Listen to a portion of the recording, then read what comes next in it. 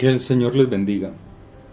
Vamos a leer el Evangelio de Juan, capítulo 10, desde el verso 22. Dice así: celebrase en Jerusalén la fiesta de la dedicación. Era invierno. Y Yeshua andaba en el templo por el pórtico de Salomón. Y le rodearon los judíos y le dijeron: ¿Hasta cuándo nos turbarás el alma? Si tú eres el Mesías, dínoslo abiertamente. Yeshua le respondió: Os lo he dicho, y no creéis. Las obras que yo hago en nombre de mi Padre, ellas dan testimonio de mí. Pero vosotros no creéis, porque no sois de mis ovejas, como os he dicho. Mis ovejas oyen mi voz, y yo las conozco, y me siguen. Y yo les doy vida eterna, y no perecerán jamás, ni nadie las arrebatará de mi mano. Mi Padre que me las dio es mayor que todos, y nadie puede arrebatar de la mano de mi Padre las ovejas. Yo y el Padre uno son. Las palabras que salían llenas de poder, llenas de autoridad, llenas de gracia y sabiduría de la boca del Señor. Palabras llenas de autoridad. Los judíos que habían en ese entonces rechazaban al Señor, lo despreciaban y salían enemigos por todas partes. La Escritura nos dice: se celebró por entonces la fiesta de la dedicación en Jerusalén. Era invierno. Y esta fiesta no había sido establecida en la ley de Moisés, pero se celebraba anualmente en recuerdo de la dedicación del nuevo altar que se llevó a cabo por Judas Macabeo, ¿no? Y eso fue en el año 165 antes de la era común o antes de Cristo, 3 años después de la profanación efectuada en el templo por el rey de ese entonces, Antíoco Epifanes. Eso lo encontramos en Primera de Macabeos, en el capítulo 1 hasta el capítulo 4. El hecho de que los evangelios no tengan por inspirado este libro, porque así lo dicen, que estos libros no son inspirados, pero hay algo importante, que esto no significa que no se haya de dar crédito como un libro histórico, y a veces desconocemos la historia de Israel, desconocemos la historia del pueblo judío como creyentes, y es necesario conocerla porque estamos hablando de un Mesías, de un Yeshua, de un Jesús que es judío, ¿sí? Pero en esta fiesta o en ese entonces hubo el retorno a la libertad. Había sido para el pueblo judío algo parecido al retorno a la vida después de la muerte, y en recuerdo de ello ellos celebran anualmente esta fiesta, que es a comienzos de diciembre. Precisamente en este mes de diciembre 2023 se celebró esta fiesta. Yo no la celebro, pero sí la observo, sí estoy analizando lo que dice la Escritura acerca de ella, y uno encuentra muchos pasajes en la Biblia que habla de muchas liberaciones que ha tenido el pueblo de Israel. Por ejemplo, en el caso de la reina Esther y su pueblo en ese momento, ¿sí? Y en la época de los Macabeos, pues esto no fue la excepción. En esta celebración no estaba confinada en sí al pueblo de Israel, sino que cada persona la observa en su propio lugar, ¿sí? En su casa, en su residencia, en la congregación, en el lugar donde ellos se encuentren. Ellos celebran esta fiesta, una fiesta de liberación. El lugar que se llevó a cabo toda esta historia que se nos refiere, dice la Escritura que Yeshua estaba paseando en el templo por el pórtico de Salomón. Y hay pasajes en las Escrituras que dicen que el Señor se pasea en medio de la alabanza de su pueblo.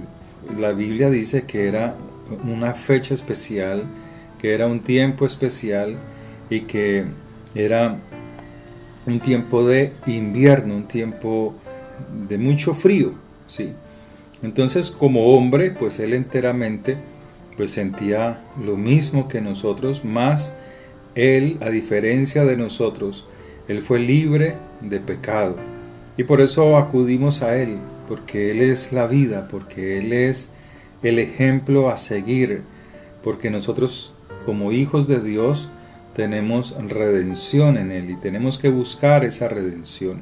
¿Sí? Los fariseos le preguntaban: ¿hasta cuándo nos has de tener en vilo? ¿Hasta cuándo nos quitas el alma? ¿Hasta cuándo afliges nuestra mente, nuestros pensamientos? Si tú eres el Mesías, dínoslo ahora. Pero dice la Escritura que le rodearon, le cercaron como para acorralarle, ¿sí? Y encontrar en sus palabras algo de qué poder acusarle, porque siempre buscaban era acusaciones contra él, que él dijera algo para acusarlo. Pero dice la Biblia que Jesús estaba allí, atento, para dar instrucciones, para dar consuelo a sus ovejas, para oírlas, para escucharlas. Pero estos venían con mala voluntad, no para aprender de él, sino para destruirlo, para asaltarlo, para dañarlo. Y ellos le preguntaban: si tú eres el Mesías, dínoslo abiertamente. Y eso muestra algo, eso muestra una apariencia de humildad, ¿sí? Como una imparcialidad, un deseo de conocer supuestamente al Mesías, si él era el Mesías, que el cual pues ellos deseaban, querían que él se declarara abiertamente a ellos, cuando el Señor lo hizo muchas veces. Él mismo les dice: yo les he declarado esto una y otra vez, yo se los he dicho. Por ejemplo, si uno mira el Evangelio, este mismo Evangelio en el capítulo 4, cuando él habla con la samaritana, dice la Escritura que ellos reconocieron que él era el Mesías.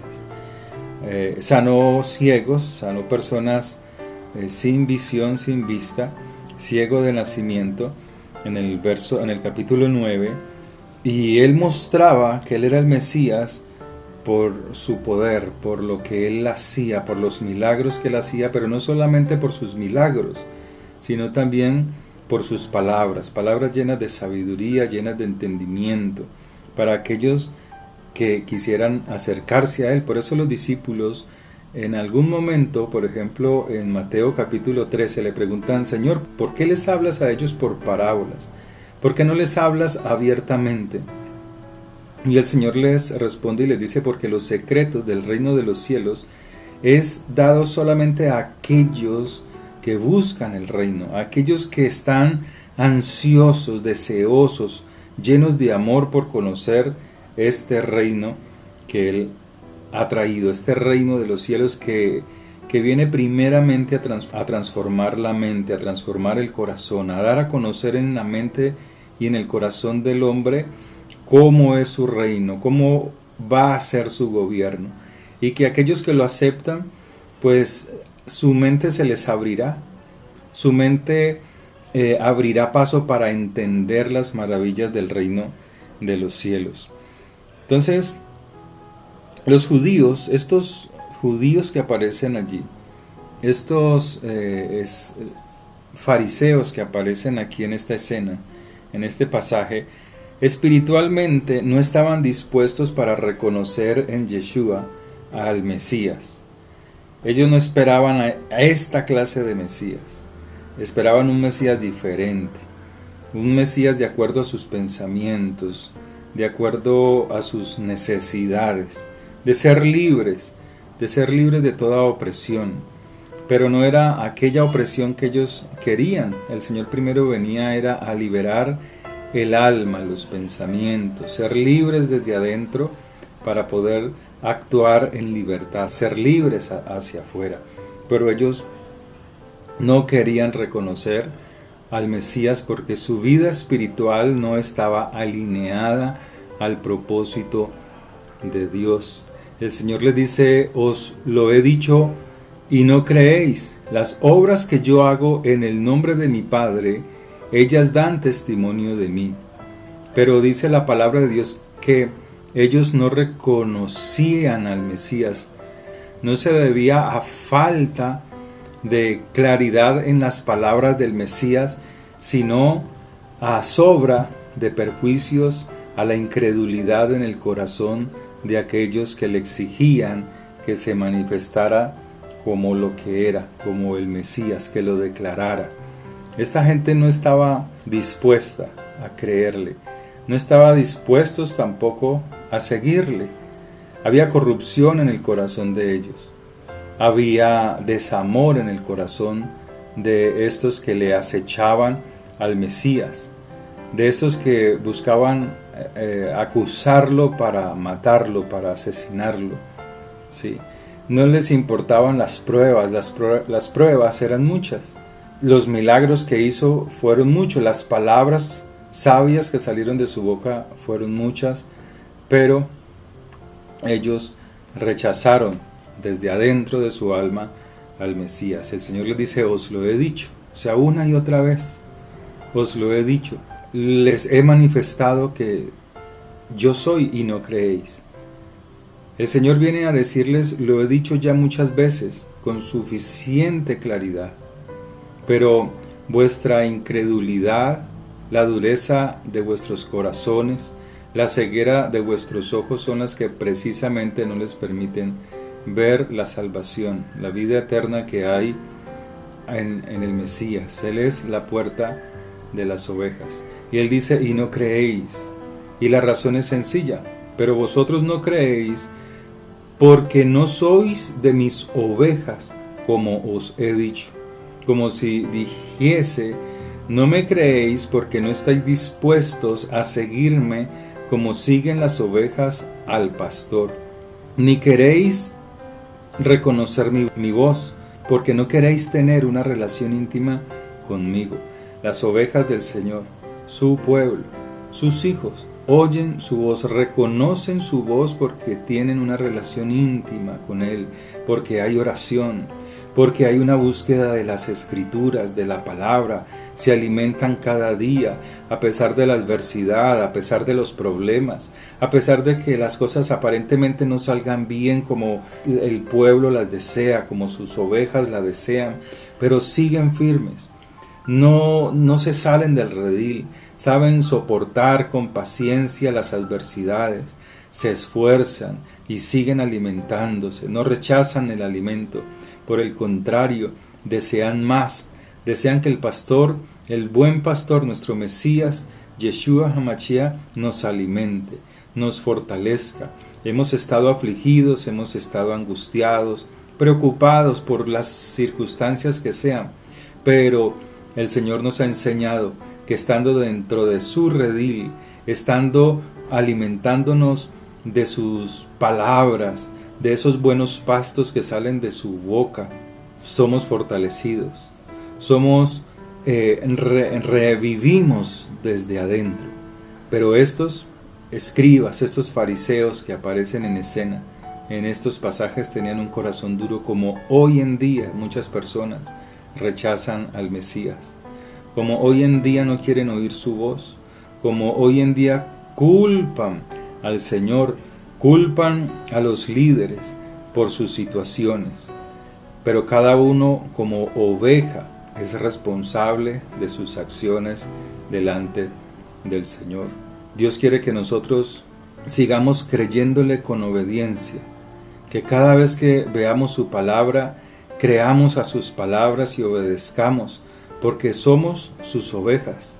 Si bien es cierto que Dios no está obligado a salvar a quienes han atraído sobre sí la perdición, porque cada quien es responsable de su salvación. Las almas se pierden porque quieren, porque Él dice que Él es la puerta, la entrada al redil, al reino de los cielos, y que todo aquel que viene a Él, Él no le rechaza, sino que por el contrario, Él le ama, Él está dispuesto a recibirlo.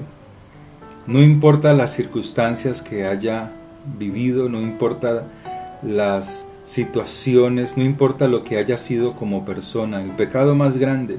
Dios quiere que cada uno entremos a su redil y seamos renovados en nuestra mente a través de esos buenos pastos que es la poderosa palabra de amor que sale de su boca. Que el Señor les bendiga. Padre, oramos, Señor, por las ovejas. Oramos por tu pueblo, pidiéndote que seas tú fortaleciendo el alma afligida, el alma angustiada, Señor. Sé tú llenándolo, Señor, con tu poder. Sé tú llenando todo vacío, Señor. Sé tú llenando, oh Dios del cielo, sus vidas. Sé tú, oh Dios, obrando en el alma afligida, en aquella oveja, Señor, que está descarriada, en aquella oveja, Señor, que sale del redil, Señor. Sé tú obrando con tu poder, Señor. Padre, te ruego por los que están enfermos, por los que están en dificultades, Señor, por los que han perdido la esperanza, Señor, porque dudan, Señor, a veces de tu poder, de tus palabras, Señor, fortalécelos. Padre, vuelve, Señor, vuelve tu pueblo al redil, Señor. Padre, ten misericordia de nosotros y ayúdanos, Señor, porque somos barro y tú eres, oh Dios del cielo, nuestro alfarero. Padre, somos ovejas, Señor, y necesitamos de tus palabras, de tu alimento, de esos buenos pastos, Señor, que salen de tu boca, esa palabra de vida que restaura nuestra mente y nuestro corazón. Padre, gracias. Gracias por darnos vida eterna, Señor, a través de Yeshua HaMashiach, Señor. Te alabamos a ti, Padre del cielo, en el nombre de tu Hijo Santo. Llénanos de tu Espíritu, llénanos de tu poder, Señor, y fortalécenos. Bendice nuestros hijos. Bendigo en tu nombre a los hijos de mis hermanos, sus hijas, sus hijos, sus hogares sean benditos en el poder de tu nombre. Sana toda enfermedad en ellos y prospérales. Bendice al dador alegre en el nombre de Yeshua HaMashiach. Amén y amén. Que el Señor les bendiga grandemente.